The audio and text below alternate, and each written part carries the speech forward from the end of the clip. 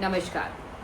हमारे पेपर का नाम है, ये एमए हमारा 4th सेमेस्टर का पेपर है। इसका नाम है OP6B, history of post independence India. Shivali, तुम लोग सब ध्यान से सुनो।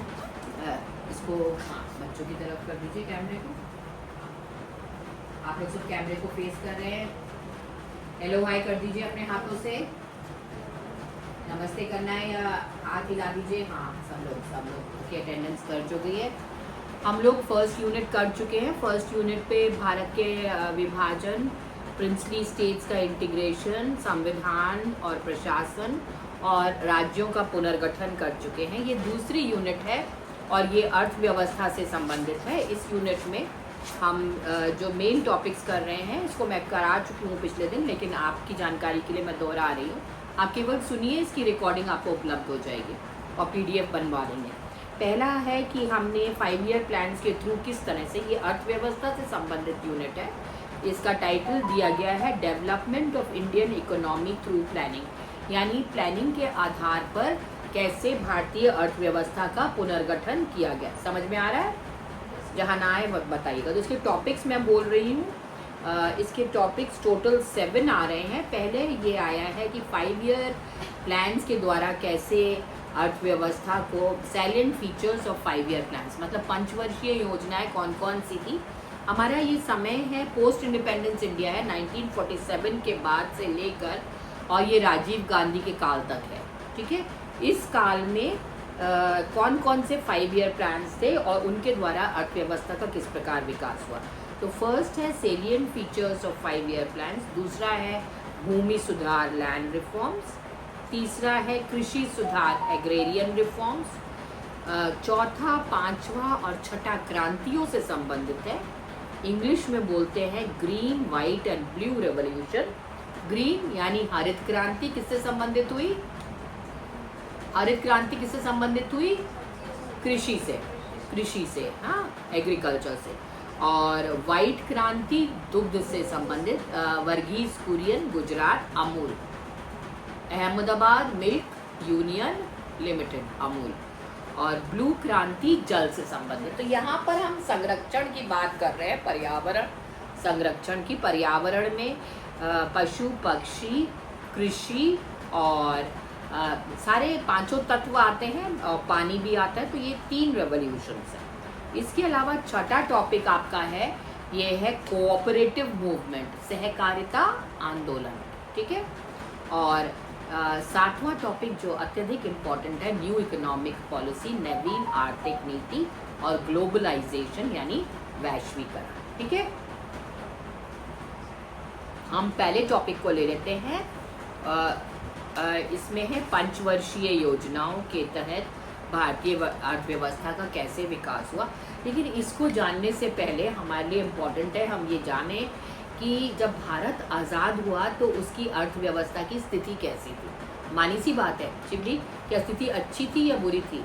अगर विभाजन हो रहा होगा तो स्थिति अच्छी तो नहीं होगी। 2 चीज़ों का अध्ययन करते हैं हम, गृह नीति और विदेश नीति। 2 चीज़ें हमको जाननी चाहिए, आंतरिक कलह और बाह्य आक्रमण। ये 2 चीज़ को नियंत्रित करना होता है किसी शासक को।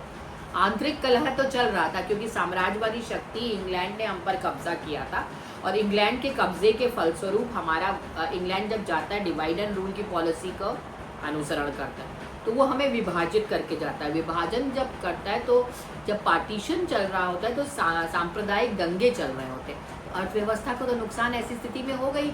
रिसोर्सेज का भी तो बंटवारा हो गया, इंडिया और पाकिस्तान के बीच रिसोर्सेज का बंटवारा हो गया, और दोहन करके, जहाँ आर्थिक दोहन करके अंग्रेज जा रहे हैं, तो स्थिति खराब थी। तो ये स्वतंत्रता के बाद भारतीय अर्थव्यवस्था के प्रमुख पॉइंट्स कर रहे हैं। ये क्रमशः सुन लीजिए, जहाँ कठिन होगा वहाँ मैं विवरण दे दूँगी। पहला पॉइंट है, भारतीय अर्थव्यवस्था ग्रामीण तथा कृषि पर आधारित अर्थव्यवस्था है। ग्रामीण यानी गांव, कृषि यानी एग्रीकल्चर। यह एक अल्प विकसित अर्थव्यवस्था है। 3 प्रकार की अर्थव्यवस्था होती है, अंडर डेवलप्ड, डेवलपिंग और डेवलप्ड। अविकसित, विकासशील और विकसित। तो हम अविकसित में तो नहीं आएंगे, अविकसित में वर्तमान में आएंगे अफ्रीकाई देश, हम विकासशील में आएंगे। विकासशील को अल्प विकसित भी कह सकते, ठीक है। विकासशील को कम विकसित का संज्ञा या अल्प विकसित की संज्ञा दे सकते। स्वतंत्रता के बाद भारतीय अर्थव्यवस्था को मिश्रित अर्थव्यवस्था माना गया। इसमें सरकारी और निजी क्षेत्र मिलजुल कर काम करते थे। तो Indian economy is called mixed economy, मिली जुली अर्थव्यवस्था। मिली जुली अर्थव्यवस्था क्या है? जिसमें कमाने के तरीके दो होंगे, पब्लिक सेक्टर भी होगा और प्राइवेट सेक्टर भी होगा। तो ये क्या हो जाएगी? मिश्रित अर्थव्यवस्था। प्राइवेट सेक्टर में बिजनेसमैन जैसे अंबानी, टाटा, और पब्लिक सेक्टर में इंस्टीट्यूशन सबसे बड़ा है रेलवेज। रेलवे सबसे बड़ा पब्लिक सेक्टर इंस्टीट्यूशन है। दूसरा पॉइंट है 1950-51 में भारतीय अर्थव्यवस्था आर्थिक विकास के प्रथम चरण में थी। 1950 का साल हम क्यों ले रहे हैं? भारत जो है, भारत का संविधान लागू किया गया और भारत को गणतंत्र घोषित किया गया 1950 में, इसलिए हम 1950 के साल को ले रहे हैं। सही है, कॉन्स्टिट्यूशन पढ़ा था तो 1950 का साल। तो यहाँ से प्रथम चरण होगा आर्थिक विकास का, क्योंकि फर्स्ट 5 ईयर प्लान कब लागू किया जाएगा? 1950। हर 5 ईयर प्लान का कोई ना कोई आधार होगा।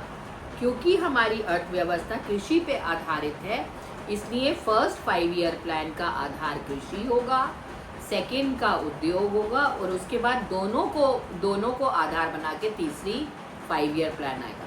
5 ईयर प्लान कितने साल के लिए होता है? 5 साल के लिए होता है, इसीलिए इसको 5 ईयर प्लान की संज्ञा दी गई।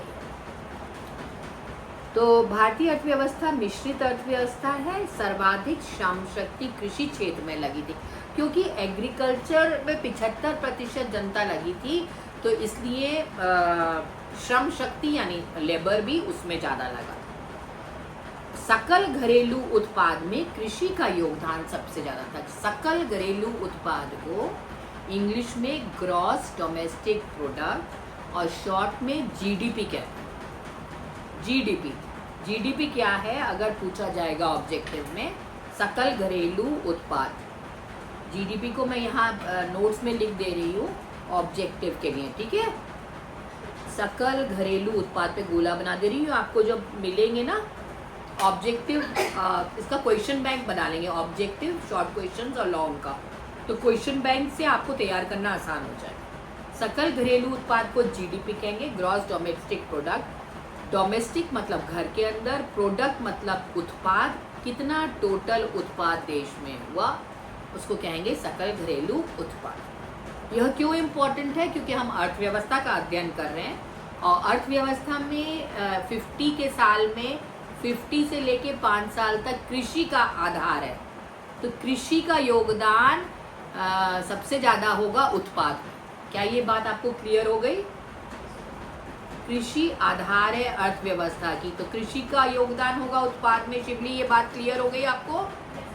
दूसरी बच्ची इधर, आपको क्लियर हो गई बेटा? तीनों बच्चों को बस। जबकि वर्तमान में कृषि का योगदान केवल 18% है। तब योगदान सबसे ज्यादा था, लेकिन अब कितना योगदान रह गया है? 18%। तो योगदान में कमी। थर्ड पॉइंट, भारतीय अर्थव्यवस्था कैसी थी उसके बारे में है। भारत ने देश के संसाधनों का समुचित प्रयोग करने के लिए आर्थिक नियोजन को कहते हैं प्लानिंग। इसको शॉर्ट में आपको मैं लिखती जा रही हूँ नोट्स के बगल में, शॉर्ट क्वेश्चन कि प्लानिंग क्या होती है, ठीक है। प्लानिंग क्या होती है या नियोजन क्या होता है, या नियोजन या योजना आपसे पूछा जाए, ठीक है, तो आपको बताना आना चाहिए, ठीक है। शॉर्ट क्वेश्चन में अगर आएगा तो योजनाएं क्या होती है, योजना का मतलब क्या होता है, कितनी योजनाएं थी, कितने साल की थी, ये आपको अपने वर्ड्स में करना आना चाहिए। हमें एग्ज़ाम की तैयारी करनी है या इंटरव्यू की तैयारी करनी है, तो पहले से हमें सोच के चलना है। हमको क्वेश्चंस के सारे फॉर्म्स अगर पता होंगे तो उस टाइम पे हमें करना आसान रहेगा। जो भी बच्चे IAS बनते हैं, बड़े इम्तिहान, अब तो लेक्चरशिप के लिए भी इम्तिहान देना है, आपको इम्तिहान और इंटरव्यू अगर फेस करना है तो संभावित प्रश्नों को पहले से हल करके जाना है। क्या मैं सही हूँ? क्योंकि अगर हम पहले से तैयारी करके जाएंगे तो उस टाइम पे बैठ के हमें ना सोचना पड़ेगा और समय हमारा सोचने में नहीं जाएगा।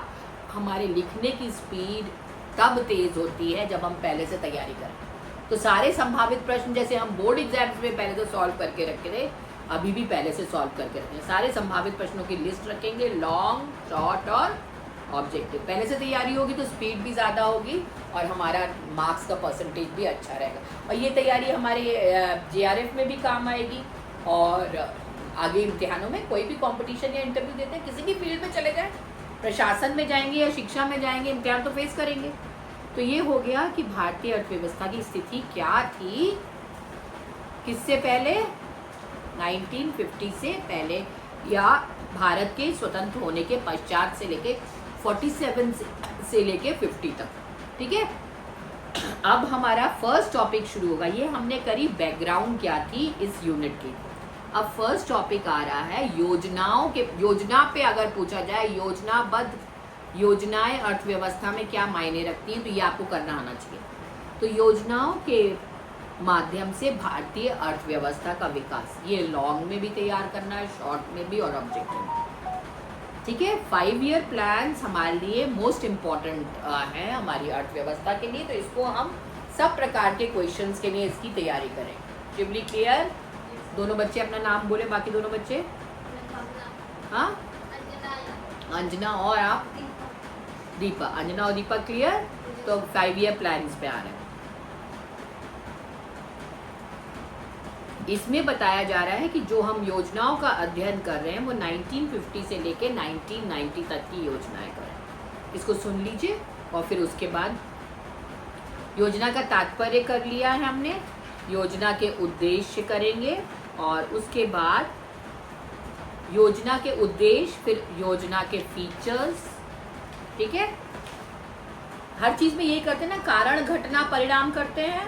तो योजना के पहले बैकग्राउंड कर ली, फिर एम्स करेंगे, फिर फीचर्स करेंगे और फीचर्स के बाद मूल्यांकन। ठीक है, मूल्यांकन स्वयं से कर लेंगे। तो हम शुरू करते हैं। योजना आयोग का गठन 1900, इसको कोशिश करेंगे आज पूरा कर लें, है ना, क्योंकि एग्ज़ाम हम लोगों को फेस करना है 5 मई को।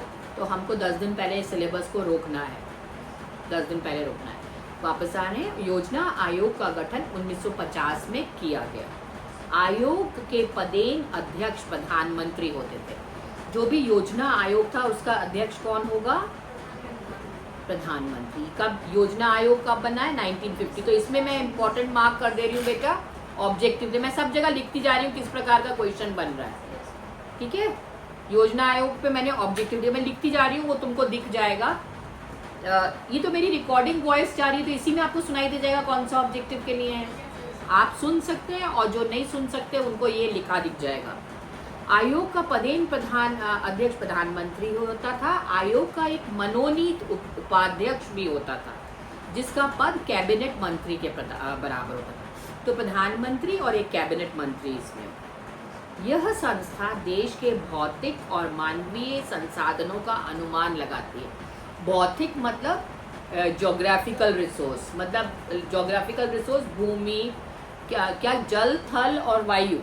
जल, थल और वायु में ये प्राकृतिक संसाधन है। कौन कौन से प्राकृतिक संसाधन है? इस जल, थल, वायु। जल में क्या है रिसोर्स, वायु में क्या है रिसोर्स, और थल पे क्या क्या रिसोर्स है?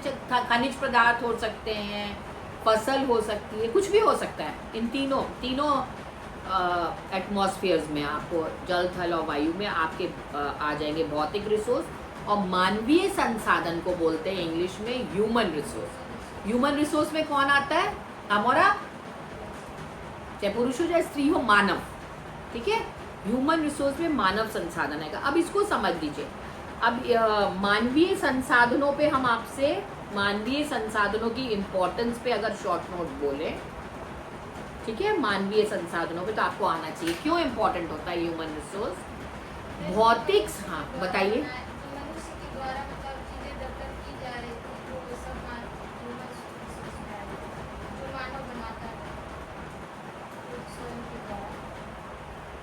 ह्यूमन रिसोर्स क्यों इम्पोर्टेंट है बेटा? मानव संसाधन सबसे इम्पोर्टेंट है, इसलिए मानव चाहे तो भौतिक संसाधन को बढ़ा सकता है और मानव चाहे तो दोहन कर सकता है। जैसे जीवों के अधिकार के लिए हम गए थे, तो मानव जीवों को दोहन कर सकता है, उनको नष्ट कर सकता है, उनका नुकसान पहुंचा सकता है। मानव प्रकृति में 3 चीज़ें आती हैं। एक आता है जीव जंतु आते हैं, मानव आते हैं और पेड़ पौधे आते हैं। मानव सबसे ज़्यादा शक्तिशाली है क्योंकि उसके पास बुद्धि है। वो चाहे तो प्रकृति का संरक्षण करे, वो चाहे तो दोहन करे। जिस देश में मानव संसाधन अच्छा होता है, क्वालिटी ह्यूमन रिसोर्स की या इंसानों की अच्छी होती है, जैसे जापान, उसके पास भूमि अगर भले ही कम है तो भी वो अपने देश को तरक्की के पथ पे ले जाता है। लेकिन जो देश बहुत बड़ा है लेकिन मानव संसाधन की क्वालिटी अच्छी नहीं है, आप अगर अपनी प्रकृति को नुकसान पहुंचा रहे हैं, पर्यावरण को नुकसान पहुंचा रहे हैं, जीवों को नुकसान पहुंचा रहे हैं, तो फिर आपका देश तरक्की नहीं कर पाए। आप पेड़ों को नष्ट कर सकते हैं या पेड़ों को लगा सकते हैं, ये मानव के ऊपर है, ठीक है। तो भौतिक संसाधन होना जरूरी है, लेकिन भौतिक संसाधन का सदुपयोग मानव करेगा और दुरुपयोग भी मानव करेगा। तो संसाधन से ज़्यादा ह्यूमन रिसोर्स इम्पोर्टेंट भौतिक संसाधन है, लेकिन भौतिक संसाधन का सही उपयोग होगा या दुरुपयोग, ये मानव पे डिपेंड है। तो क्वालिटी मानव की बहुत मायने रखती है, ठीक। अब हम आते हैं कि मेन एम क्या थे पंचवर्षीय योजनाओं के। ये योजनाएं क्यों बनाई, इसको पढ़ते जाते हैं, जहाँ कठिन होगा वहाँ विवरण करें। इसमें पहला पॉइंट आ रहा है कि कृषि और उद्योग के विकास द्वारा राष्ट्रीय आय में तीव्र समृद्धि करना। राष्ट्रीय आय क्या होती है? नेशनल, राष्ट्रीय आय को बोलते हैं नेशनल इनकम, देश की आमदनी। कृषि और उद्योग, इसमें यह कहा गया कि 5 ईयर प्लान से ये कोशिश की गई कि देश की जो आमदनी है कृषि से यानी एग्रीकल्चर से और इंडस्ट्री से वो बढ़ जाए। क्लियर? फर्स्ट 5 ईयर प्लान में कृषि पे बल दिया जाएगा, दूसरे में उद्योग में, लेकिन सबका एम ये होगा कि नेशनल इनकम बढ़ जाए। राष्ट्र की आमदनी, टोटल आमदनी जो देश की होती है वो राष्ट्र की आमदनी कहलाएगी, अगर राष्ट्र को एक यूनिट मानते हैं तो। क्लियर? पूरे देश की आमदनी क्या होगी? राष्ट्रीय आमदनी। दूसरा पॉइंट, हम क्या कर रहे हैं? एम्स ऑफ 5 ईयर प्लान्स या प्लानिंग हमने क्यों अपनाई, ये अपनाए। अगर आपको सवाल आता है एम्स ऑफ 5 ईयर प्लान्स, तो भी यही आंसर होगा, और प्लानिंग को हमने क्यों अपनाया, इसका भी आंसर यही होगा। क्या ये बात समझ में आ रही है? गरीबी, बेरोजगारी और निरक्षरता को हटाने का प्रयास। गरीबी का मतलब क्या होता है? पॉवर्टी। बेरोजगारी मतलब अनएम्प्लॉयमेंट। अगर हम दूसरे मीडियम के वर्ड्स को, कभी अगर इम्तिहान आप देने चाहें और क्वेश्चन ना समझ में आ रहा हो तो एक कोशिश करिएगा, दूसरे मीडियम में जो क्वेश्चन लिखा है, इंग्लिश में जो लिखा है उसको पढ़िएगा। कभी कभी हम दूसरी भाषा में जब पढ़ते तो हमें सरलता से समझ में आ जाता, तो वो कर सकते हैं। तो प्लानिंग का उद्देश्य है कि गरीबी को हटाएं, पॉवर्टी, बेरोजगारी यानी अनएम्प्लॉयमेंट, निरक्षरता का अक्षरता का मतलब एजुकेशन होता है, निरक्षरता मतलब अनपढ़ लोगों को। निरक्षरता की इंग्लिश क्या होगी? इलिटरेसी, ये है इलिटरेसी। तो लिटरेसी को बढ़ाना इसका उद्देश्य हो जाएगा। समझ में आ रहा है? साक्षरता, निरक्षरता को हटाएंगे तो क्या बढ़ेगा? तो साक्षरता पे अगर आपको शॉर्ट नोट बचा है तो आप लिख लेंगे। अगर शॉर्ट नोट बेटा पूछा जाए तो कैसे लिखते हैं समझ लीजिए। जैसे साक्षरता पे आया तो उसका वर्ड मीनिंग लिखो, उसको क्यों बढ़ावा दिया गया लिखो, उसके फीचर लिखो, उसका मूल्यांकन। कोई भी शॉर्ट नोट में अपने आप से पॉइंट्स बनाने हैं। मैं रिपीट कर रही हूँ, जैसे साक्षरता आए या गरीबी उन्मूलन आए तो उसका मीनिंग लिखो, इसका मतलब क्या होता है। समझ में आया? दूसरा पॉइंट में लिखो इसको हटाने के पीछे क्या उद्देश्य। क्लियर? तीसरा, इसके प्रमुख फीचर्स क्या होते हैं, इसके अंतर्गत क्या क्या मेन पॉइंट्स आते हैं, और फिर चौथे पॉइंट में विवेचना करो। क्लियर? हर शॉर्ट नोट को अपने वर्ड्स में हमें डेवलप करना है। मीनिंग, क्यों इसको क्यों अपनाया गया, इसकी प्रमुख विशेषता 3 पॉइंट हो गया और आखिरी पॉइंट कंक्लूजन होता है मूल्यांकन। क्लियर? तीसरा पॉइंट है आय का समान वितरण होना चाहिए ताकि लोगों के बीच असमानता कम हो जाए।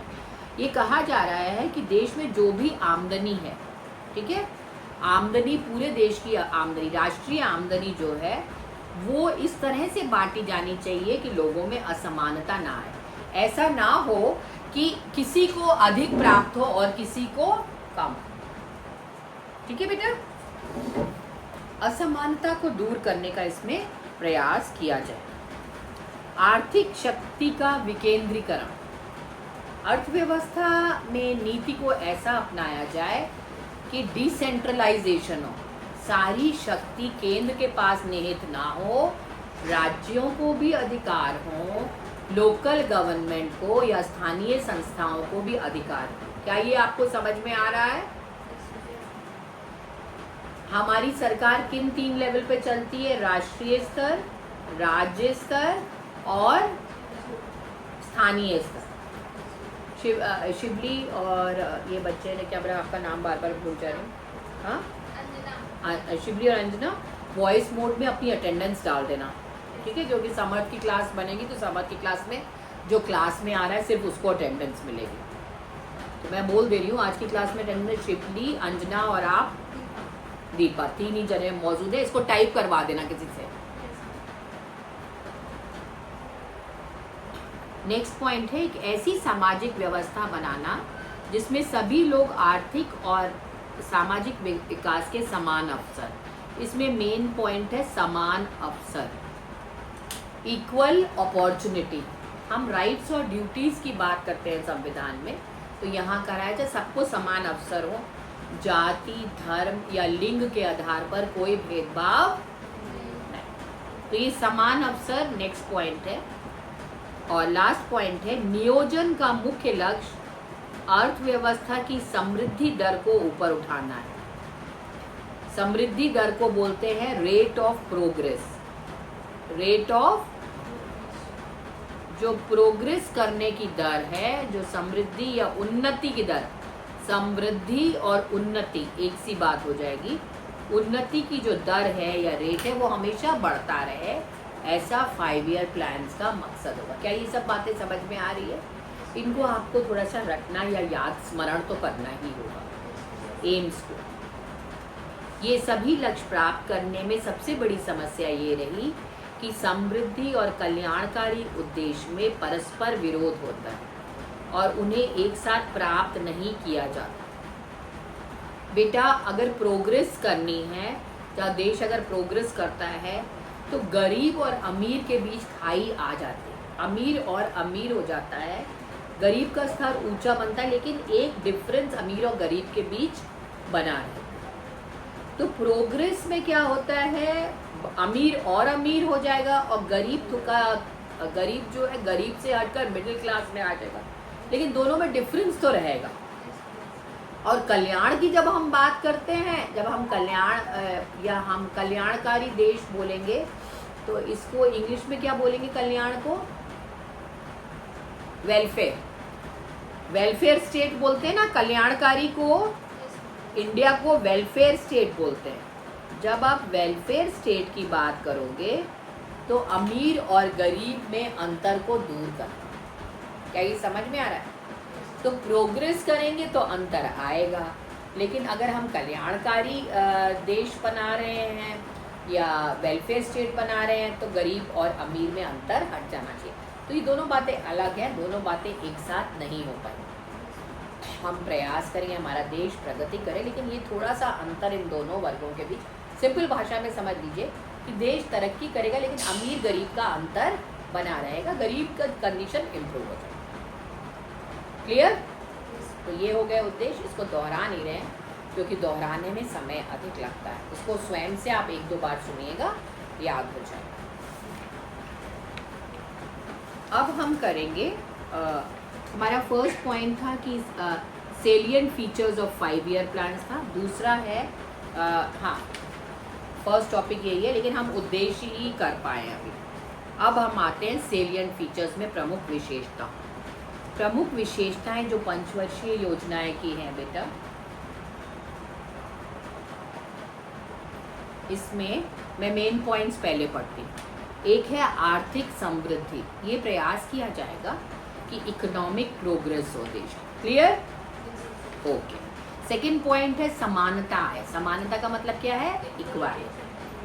तीसरा पॉइंट है आत्मनिर्भरता। आत्मनिर्भरता मतलब सेल्फ रिलायंट होना। क्लियर? क्लियर हुआ सेल्फ रिलायंस? Third point. बस ये 3 पॉइंट्स है, इसके अंदर सब पॉइंट्स आएंगे। रिपीट कर रही हूँ, इकोनॉमिक प्रोग्रेस हो, इक्वालिटी हो और सेल्फ रिलायंस, आत्मनिर्भरता। ये 3 मेन पॉइंट्स हैं, इनके अंतर्गत पॉइंट्स हैं। इससे हमारा आज का प्लानिंग पूरा हो जाएगा। इसको अभी हम डिटेल में पढ़ रहे हैं। हम अभी पहले टॉपिक पे हैं, इसको आज salient features of 5 year plan ये पूरा कर लेंगे। सेकेंड टॉपिक कल आ जाएगा, ठीक है? इसको पूरा कर लेते हैं, इसकी पूरी रिकॉर्डिंग आज कर लेते हैं। लैंड रिफॉर्म्स कल हो जाए, अभी समय है ना हम लोगों के पास? हाँ, समय बहुत है, इसको पूरा कर। उद्देश्य से तात्पर्य है कि 5 वर्ष की अवधि में पूरे किए जाने वाले अल्पकालीन उद्देश्य से है।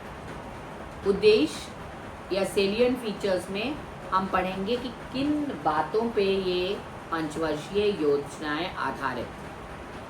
तत्कालीन परिस्थितियों एवं समस्याओं को ध्यान में रखकर अलग अलग योजनाओं के लिए अलग अलग उद्देश्य बनाए गए। इसमें क्या है बेटा, आप चाहें तो पानी पी लें, क्योंकि इस मौसम में आपको ऊँघाई आती है, तो पानी पी लो बेटा। अंजना, हाँ पानी पी लो बेटा, क्योंकि हाँ मैं आपको इसीलिए बीच में बुलवा रही हूँ कि बोलने से जो है आपकी सजगता बनी रहती है, नहीं तो ये सर्दी गर्मी से सुस्ती आती है। तो हर योजना का अलग अलग उद्देश्य होगा, किंतु सभी पंचवर्षीय योजनाओं में मानवों का जीवन स्तर ऊपर उठाने का प्रयास किया जाए। जीवन स्तर क्या होता है? जीवन स्तर की इंग्लिश है स्टैंडर्ड ऑफ लिविंग। जीवन स्तर का क्या मतलब है? Standard of living. आपके रहने का क्या स्तर है? गरीब होंगे तो रहने का स्तर नीचा होगा, अमीर होंगे तो रहने का स्तर। फर्स्ट पॉइंट है आर्थिक समृद्धि, मतलब आर्थिक समृद्धि का मतलब है आर्थिक तरक्की। जीडीपी यानी ग्रॉस डोमेस्टिक प्रोडक्ट या सकल घरेलू उत्पाद। जीडीपी का मतलब क्या होता है? ग्रॉस, हाँ ग्रॉस, मैं यहाँ पे लिख के दे रही हूँ, ये रिकॉर्डिंग में जा रहा है। ग्रॉस डोमेस्टिक प्रोडक्ट, सकल घरेलू उत्पाद और प्रति व्यक्ति आय में वृद्धि करके विकास की दर प्राप्त करना। विकास की दर क्या मतलब है? Progress, rate of progress. विकास की दर क्या है?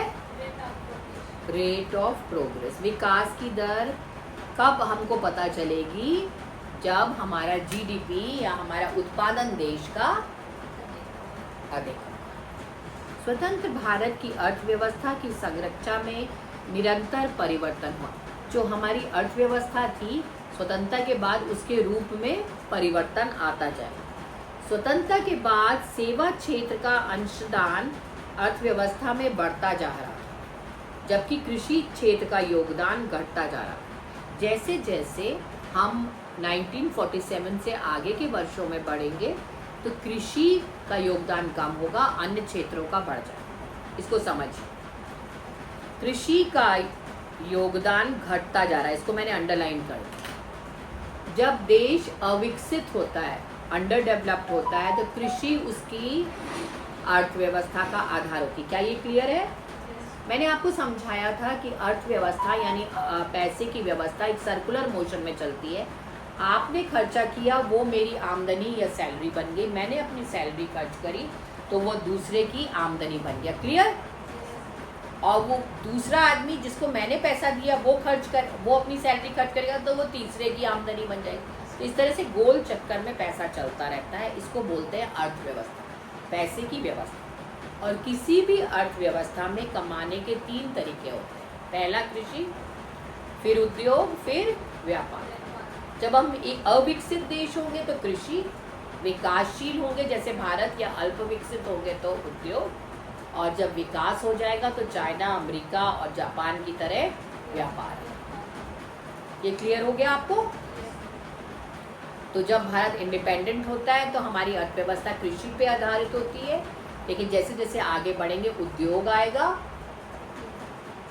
उद्योग में पहले आएगा हथकरघा, फिर आएगा मशीन उद्योग, और जब उद्योग पूर्णतः विकास हो जाएगा, देश के मार्केट में सब सामान बिक चुका होगा और बाह्य देशों से संपर्क करेंगे तो विकसित देश बन जाएंगे। अभी हम विकसित देश नहीं। तो ये है कृषि का योगदान घटता जाए। ये क्लियर हो गया आपको? अब इसको रिपीट नहीं करेंगे। अब समानता का क्या तात्पर्य? पंचवर्षीय योजनाओं ने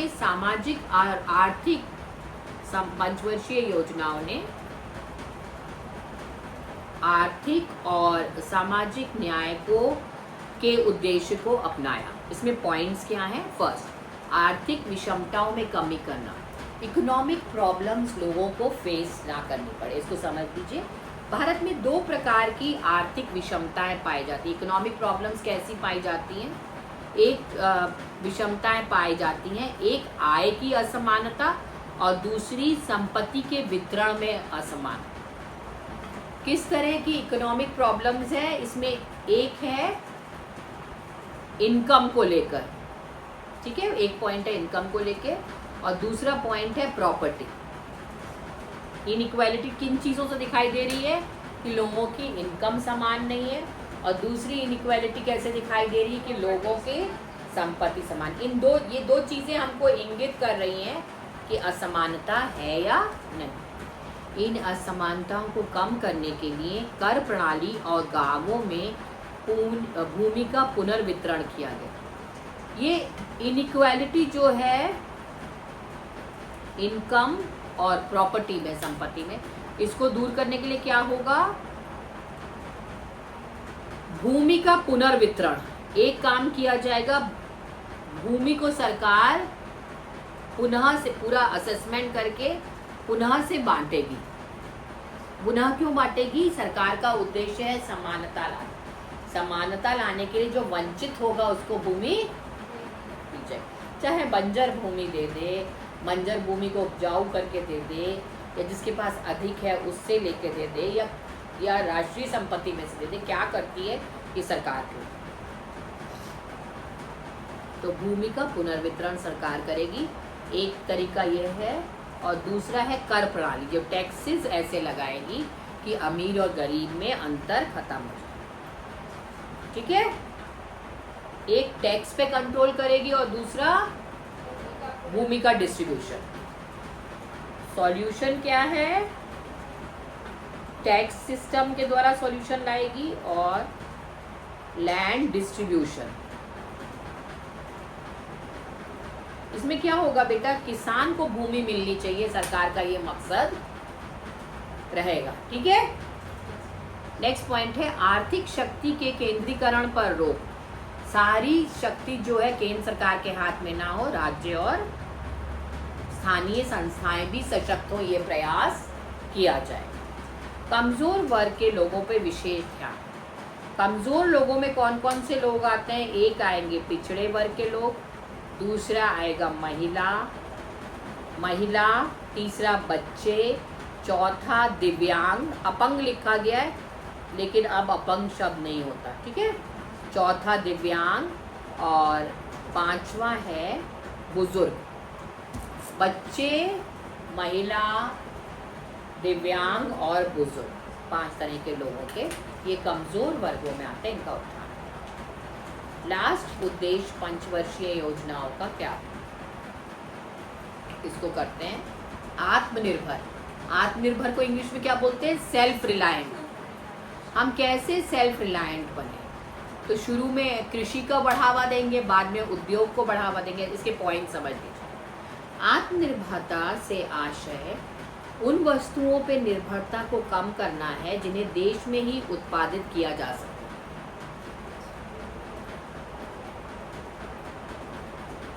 हाँ, इसका तात्पर्य ये है कि अगर आप आत्मनिर्भर बनना चाहते हैं तो बाहरी देशों से कम लें, अपने देश में उत्पादन करोगे तभी तो आत्मनिर्भर कहलाओगे।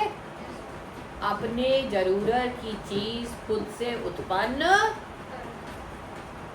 शुरुआत में खाद्यान्नों के स्वावलंबन पे जोर दिया गया। खाद्यान्न क्या होता है? खाद्यान्न जहां से खनिज पदार्थ निकले, जबकि बाद में आयात, प्रतिस्थापन, निर्यात में वृद्धि और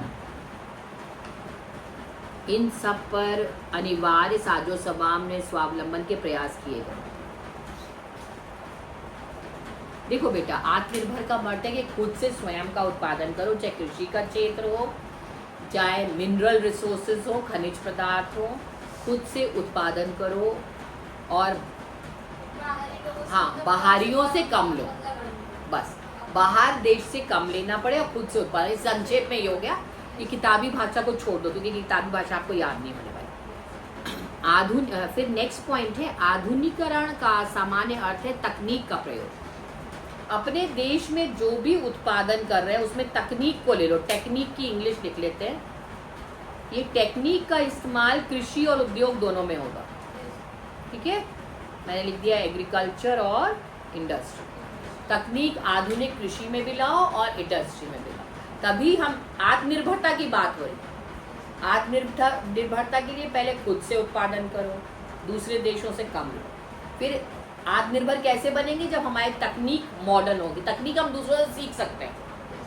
सीख लेंगे तो तकनीक ले लो दूसरे देश से, लेकिन सामान मत लो, सामान अपना बनाओ। स्वदेशी की बात आ गई है।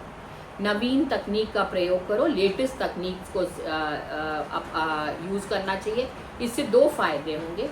कार्यकुशलता बढ़ेगी, मतलब आप अधिक उत्पादन कर पाओगे, और उत्पादकता में वृद्धि। हाँ, कार्यकुशलता मतलब आपकी काम करने की क्षमता बढ़ जाएगी अगर टेक्निक एडवांस्ड है तो। जैसे आप एसी में काम कर रहे हैं तो आप ज़्यादा काम कर सकते हैं। आप अगर पैदल जाने की जगह गाड़ी का यूज़ कर रहे हैं तो आप काम ज़्यादा कर सकते हैं। ठीक है, तो तकनीक का प्रयोग से उत्पादन बढ़ता है। क्या बनेगा? कार्यकुशलता और उत्पादकता दोनों चीजें बढ़ेंगी। किससे? तकनीक से। इसके दो रिजल्ट्स।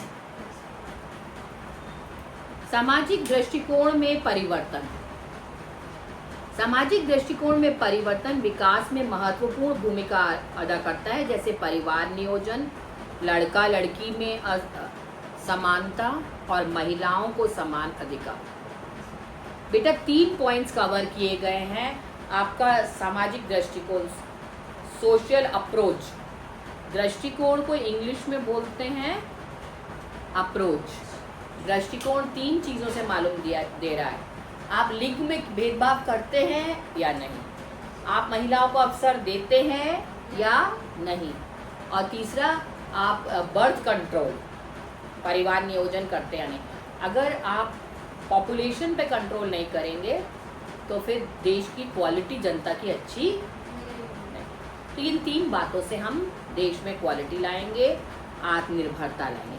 इन ऊपर लिखे चारों उद्देश्यों के अलावा रोजगार के अवसर में वृद्धि की गई, गरीबी को दूर करा गया और क्षेत्रों में असमानता, राज्य से राज्य में और एक शहर के दूसरे शहर में जो असमानताएं हैं इनको दूर करने का प्रयास किया जाए। लेकिन बेटा राम राज्य कभी भी स्थापित नहीं, राम राज्य की कोशिश करते हैं, राम राज्य स्थापित नहीं हो पाता।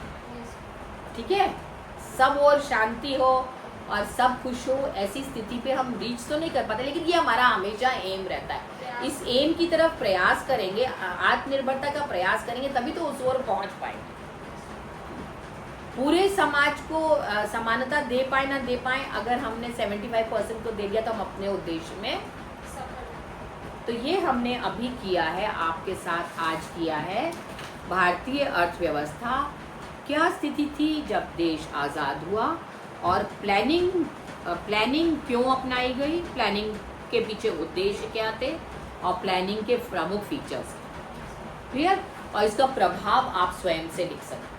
जो फीचर्स हैं, एक एक फीचर को देख के उसका प्रभाव लिखो।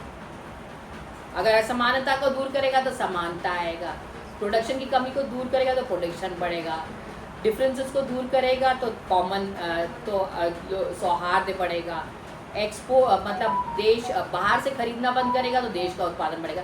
एक एक फीचर को देख के एक एक रिजल्ट आप बना सकते। क्या आपको ये सब क्लियर हो गया?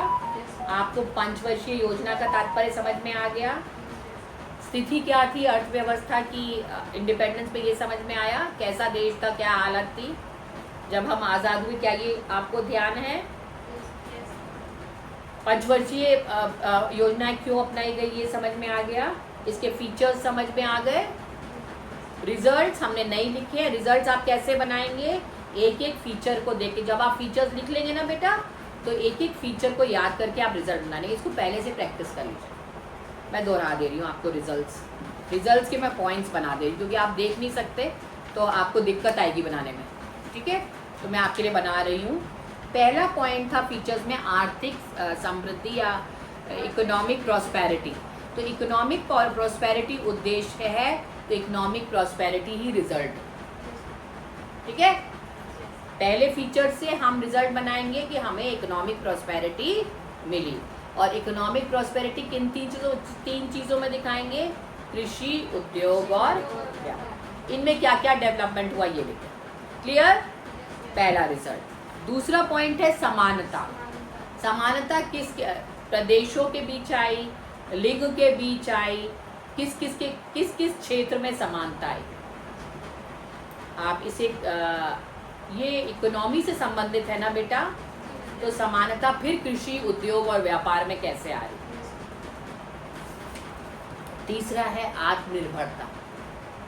तो आप इसमें लास्ट पॉइंट में आप लिखेंगे क्या हम आत्मनिर्भर बने? पहले हम दूसरे देशों से कितना ज़्यादा लेते थे, अब हम कितना कम लेते हैं, ये बात अगर आप बता पाएंगे तो आप आत्मनिर्भर। फिर हर पॉइंट में आप कृषि, उद्योग और व्यापार का विवरण देंगे। क्लियर? अर्थव्यवस्था के तीन आधार, कृषि, उद्योग और, तो यही तीन आपके फीचर्स हैं और यही तीन आपके रिजल्ट होंगे। ये फीचर्स के 3 पॉइंट्स को देखकर ही 3 मेन पॉइंट से 3 मेन रिजल्ट, और हर रिजल्ट पे आप अगर 6 लाइनें लिख देंगे तो आपका एक या 1.5 पेज हो जाएगा, तो रिजल्ट का आंसर पूरा बन जाएगा। अगर शॉर्ट आता है तो 1.5 पेज में पूरा, और लॉन्ग आता है तो भी रिजल्ट 1.5 पेज में पूरा। 7 लाइनें लिखी तो कितना हो गया? 7 या 21, 1.5-2 पेज हो गए, 2 साइड। आप किसी भी आंसर में 5 साइड से ज़्यादा नहीं लिख। इसके साथ बेटा हमारा ये पूरा होता है। हाँ, तकनीक, ये तीसरा आत्मनिर्भरता था। और तकनीक, हाँ, आत्मनिर्भरता में तकनीक आ जाएगी ना इसमें, तकनीक, हाँ, इसमें पॉइंट्स में दिया हुआ है ना, आत्मनिर्भरता के पॉइंट्स में 2 पॉइंट्स आ रहे हैं। एक आ रहा है तकनीक और एक आ रहा है सामाजिक दृष्टिकोण। हमारा दृष्टिकोण बदलेगा जब हम आत्मनिर्भर होंगे, तब हम ये भेदभाव खत्म कर देंगे समाज। बेटा इसी फीचर से रिजल्ट बना, तो 3 फीचर से 3 रिजल्ट्स बन जाए। क्लियर? कोई कंफ्यूज ना हो इसमें। इसके साथ बेटा आज का समाप्त करते हैं हम लेक्चर। और कोई इसमें डाउट्स तो नहीं किसी को? ठीक है, तो आज की अटेंडेंस शिवली, अंजना और दीपा। और नेक्स्ट टॉपिक होगा भूमि सुधार या लैंड रिफॉर्म्स। इसको हम आज के लेक्चर को यहीं पर रोकते हैं। नमस्कार। एक मिनट बेटा, मैं कैमरा ऑफ कर दूँ, फिर आगे की बात करेंगे।